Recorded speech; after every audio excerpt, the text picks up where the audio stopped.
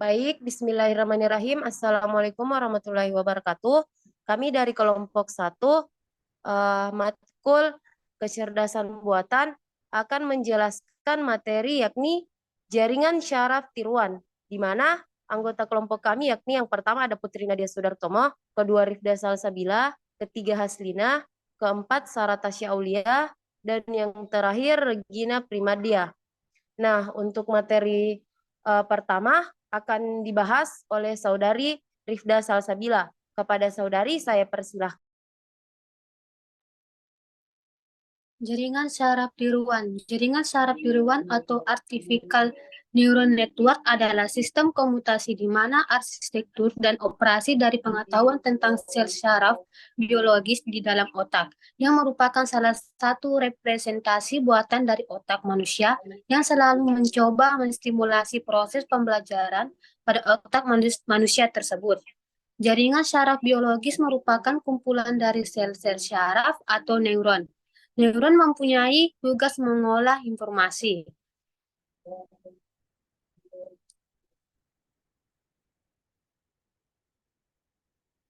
Lapisan pada jaringan saraf tiruan dibagi menjadi 3 bagian. Yang pertama, lapisan masukan atau input layer, terdiri dari neuron yang menerima data masukan dari variabel X. Semua neuron pada lapisan ini dapat terhubung ke neuron pada lapisan tersembunyi atau langsung ke lapisan luaran jika jaringan tidak menggunakan lapisan tersembunyi. Yang kedua, lapisan tersembunyi atau hidden layer, terdiri dari neuron yang menerima data dari lapisan masukan. Yang ketiga, lapisan luaran atau output layer, terdiri dari neuron yang menerima data dari lapisan tersembunyi atau langsung dari lapisan masukan yang nilai luarannya melambangkan hasil kalkulasi dari X menjadi nilai Y. Berikutnya saya serahkan ke moderator. Nah, selanjutnya adapun materi yakni arsitektur jaringan saraf tiruan akan dijelaskan oleh Saudari Putri Nadia. Kepada Saudari saya persilahkan. Adapun arsitektur jaringan saraf tiruan, yang pertama input layer. Lapisan ini menerima input dalam beberapa format berbeda yang disediakan oleh programmer. Input yang diterima adalah data yang ingin diproses atau dipelajari oleh jaringan. Yang kedua, hidden layer. Lapisan tersembunyi atau hidden layer menjembatani lapisan input dan output dari unit input atau input layer. Data dapat melewati satu atau lebih hidden layer. Tugas hidden layer adalah mengubah input menjadi sesuatu yang dapat digunakan unit output. Selain itu, lapisan ini melakukan semua perhitungan untuk menemukan fitur dan pola tersembunyi. Yang ketiga, output layer. Masukan atau input melewati serangkaian transformasi menggunakan hidden layer. Pada akhirnya, menghasilkan output yang dibawa menuju lapisan ini. Jaringan saraf tiruan mengambil input dan menghitung jumlah bobot dari input dan bias. Perhitungan ini dipresentasikan dalam bentuk fungsi transfer. Jaringan saraf tiruan menentukan bobot yang dilewatkan sebagai input ke sebuah fungsi aktivitas untuk menghasilkan keluaran atau output. Fungsi aktivasi memilih apakah sebuah node akan dibangkitkan atau tidak. Node yang berhasil dibangkitkan yang akan dibuat sebagai output layer. Selanjutnya saya serahkan ke moderator.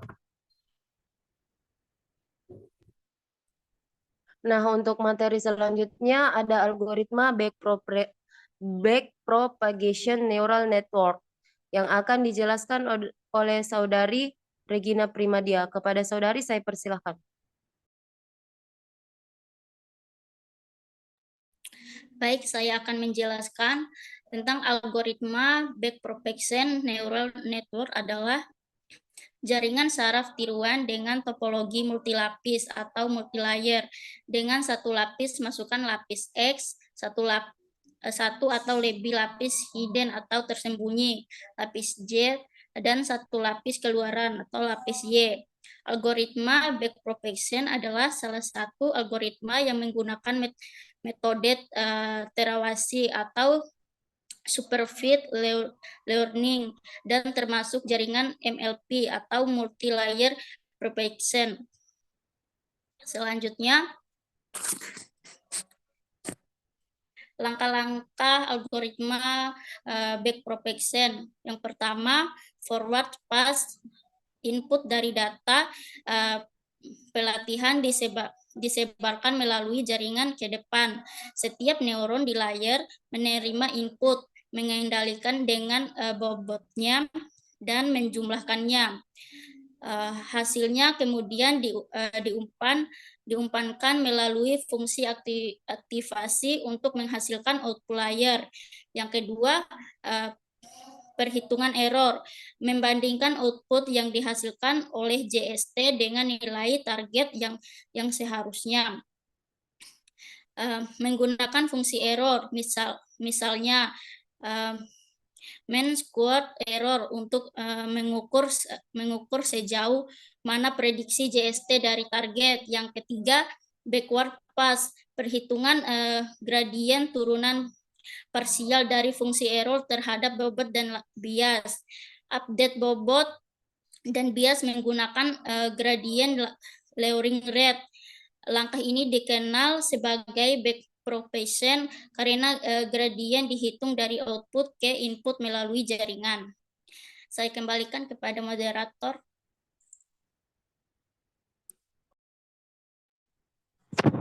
Nah, selanjutnya ada contoh kasus dan contoh perhitungan. Di sini contoh kasus akan dijelaskan oleh Saudari Sarah Tasya Aulia. Kepada Saudari saya persilahkan. Baik, contoh kasusnya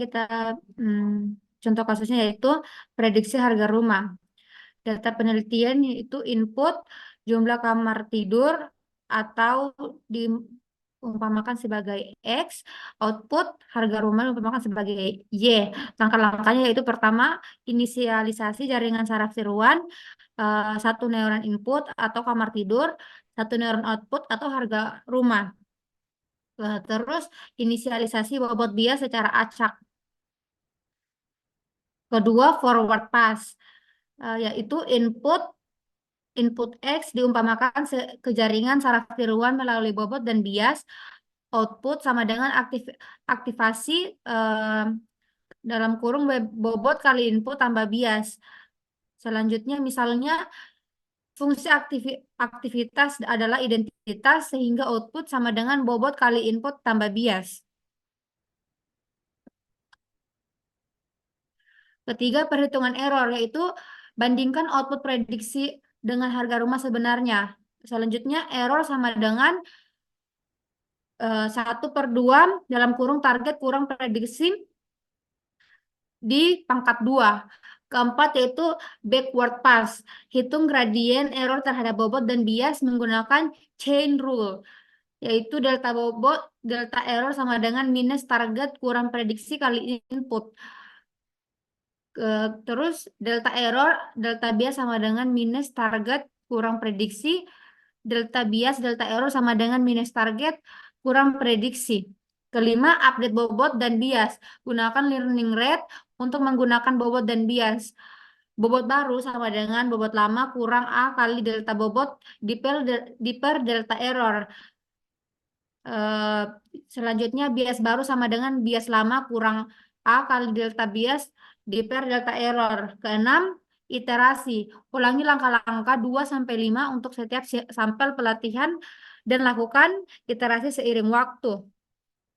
Ketujuh, yaitu evaluasi. Evaluasi model pada data validasi atau uji untuk memastikan kinerjanya.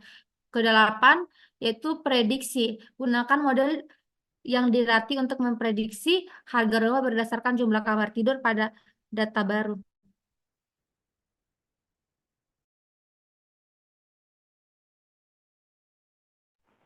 Nah, adapun yang terakhir itu contoh perhitungan. Di sini misalnya untuk satu sampel pelatihan, di mana jumlah kamar tidur diumpamakan dengan variabel X, yakni ada 3. Harga rumah sebenarnya diumpamakan dengan variabel Y dengan harga $300.000. Terakhir itu prediksi awal. Di sini prediksinya seharga $270.000. Nah, maka error yakni 12 dikali 300.000 dikurang 270.000 dikali 2. Hasilnya itu 4.500.000. Nah, error 21 dikali 300.000 dikurang 270.000 dikali 2 sama dengan 4.500.000. Nah, setelah perhitungan gradien dan pembaharuan bobot dan bias, model diperbarui untuk meminimalkan error pada iterasi berikutnya. Nah, proses ini diulangi hingga model konvergen dan memberikan prediksi yang akurat. Nah, baiklah, sekian dari kami. Kurang lebihnya mohon dimaafkan. Wassalamualaikum warahmatullahi wabarakatuh.